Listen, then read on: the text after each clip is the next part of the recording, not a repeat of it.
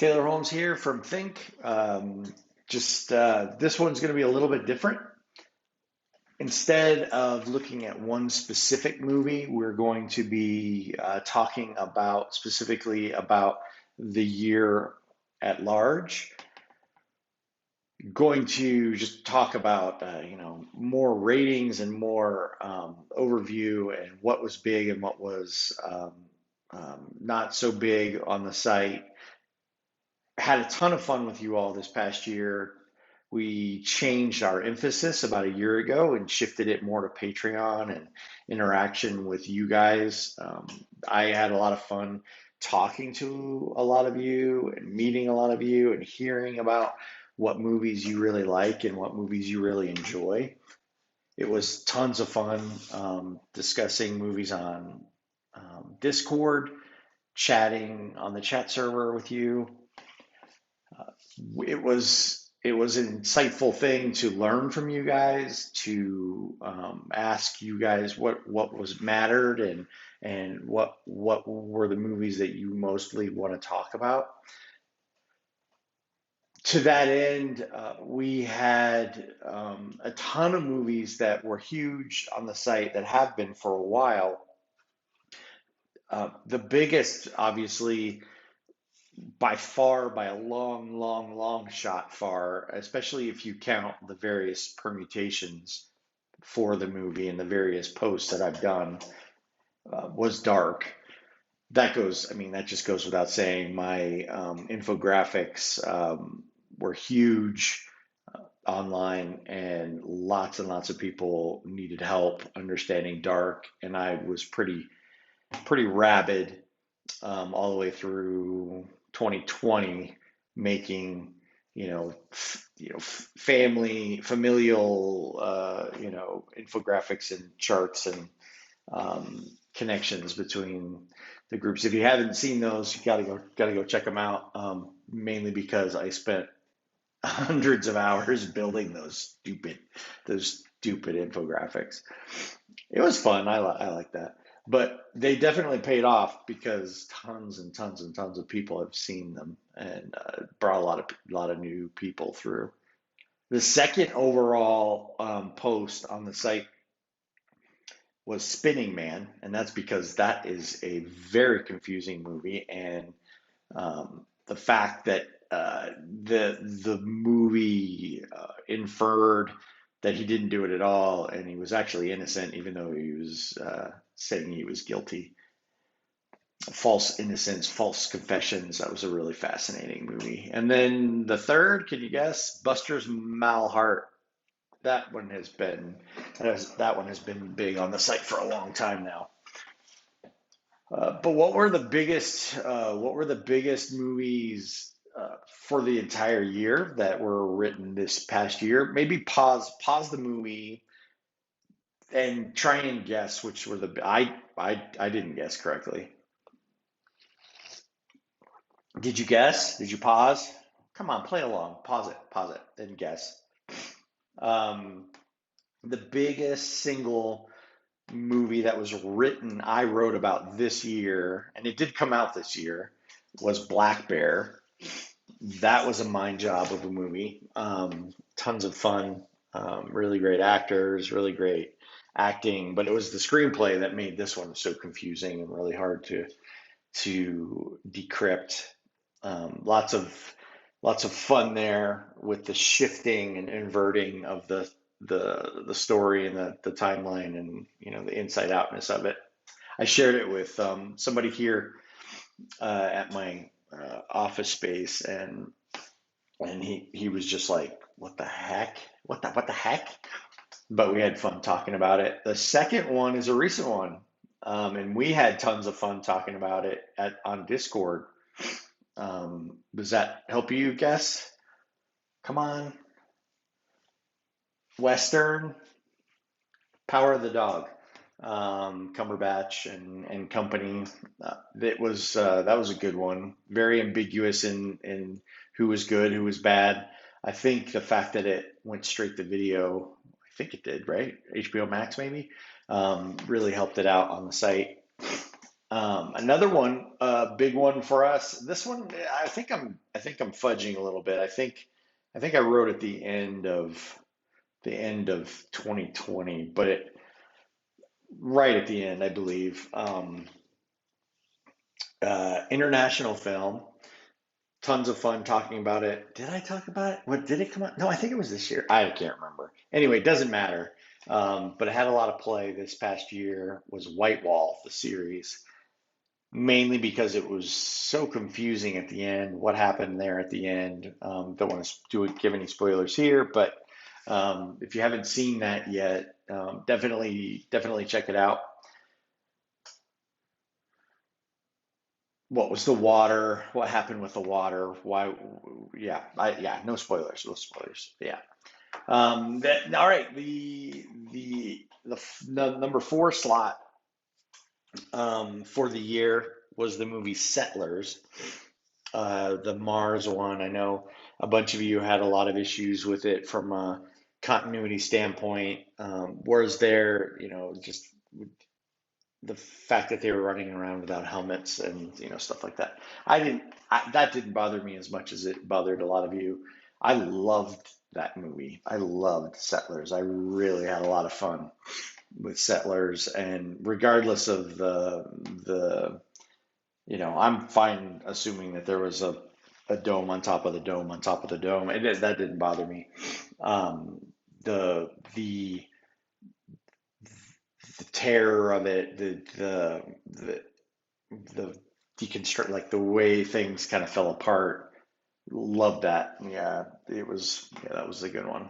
And then the final one was the Tangle.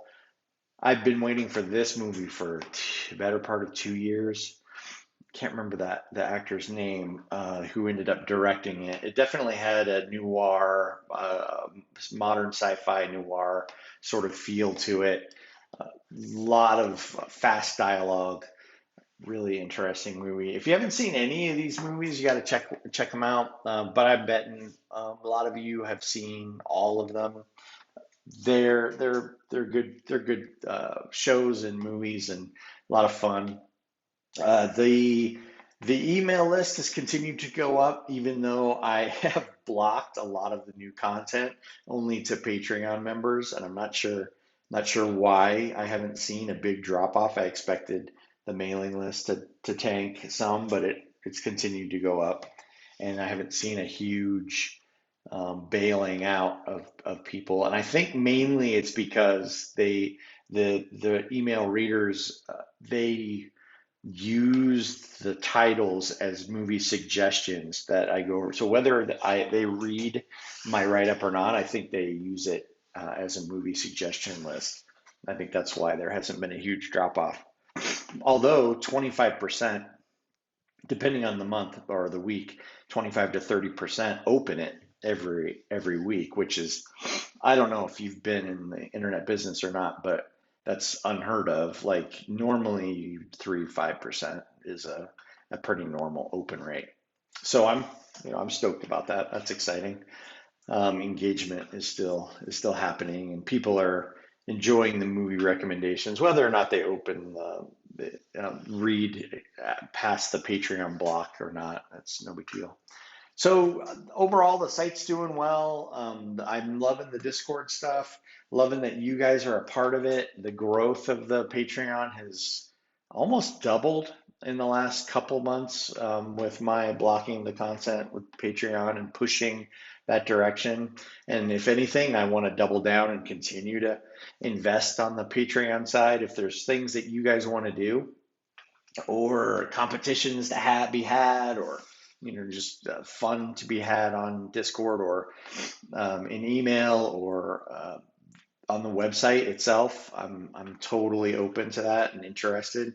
I love the community and really enjoying all the fun we've been having. Hopefully the movies will get better in 2022. Hopefully the mind jobby type indie movies will start coming out again. There haven't been a ton, but there's still really good movies out there. Just not as many crazy, insightful mind jobby type films that we're used to. So hopefully we'll get more here soon. But we've had a lot of fun, a lot of talking, a lot of enjoyment across the board on Discord and on the site. So thank you so much. I owe you guys a ton. You get my gratitude, thankfulness for, and I pray that you guys are really well in the Christmas season and in the new year. And I'm thankful for each and every one of you. All right. Take care, everybody. One last thing. Super excited to talk to you just really fast about my favorite films of the year. I know I posted this already, but I want to call out a couple. Just starting with the best series of the year. I'm going to call out, without a doubt, the best single best TV series of the whole year, Behind Her Eyes. Probably a surprise to some of you, but it had so many switchbacks, so many tricky twists to it. I like Squid Games. I like The Head. Loved Mayor of Easttown, Black Spot, but Behind Her Eyes had magic to it with literally, but also had some really, really great twists, and the ending was awesome. So if you haven't seen Behind Her Eyes, watch that.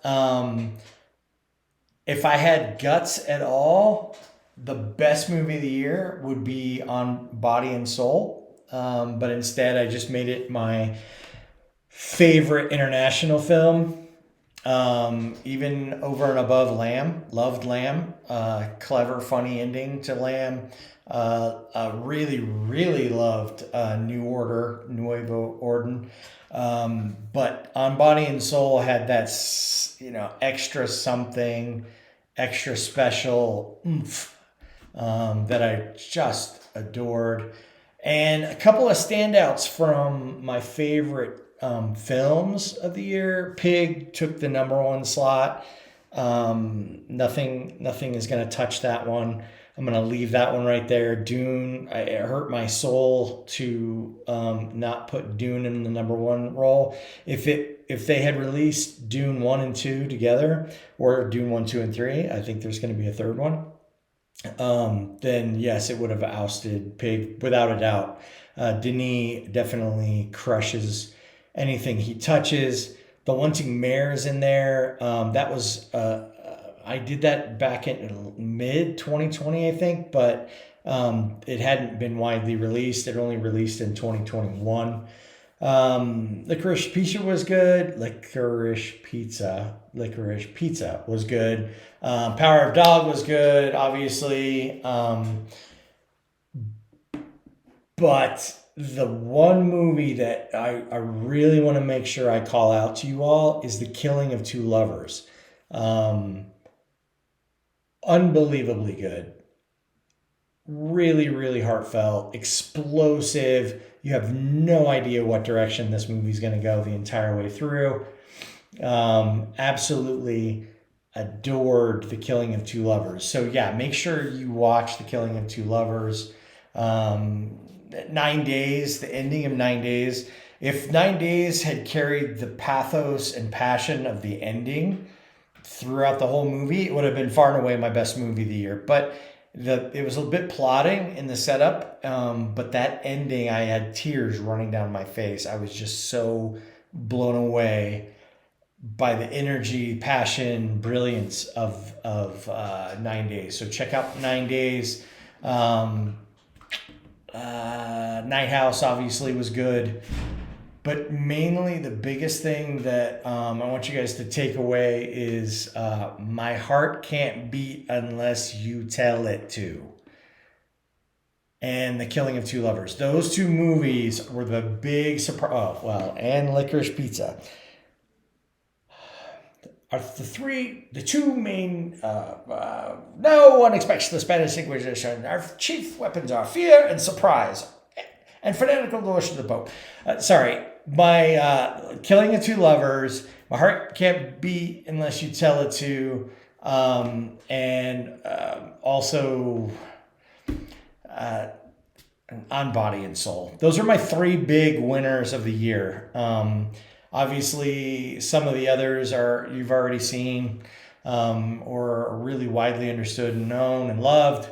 But those are my three big ones, three really, really big ones that you got to check out before too long. All right. Anyway, thanks so much for sticking with THiNC.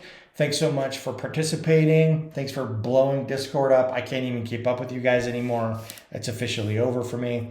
Love it. Love the talk. Love the conversations. And let's have an awesome 2022. All right.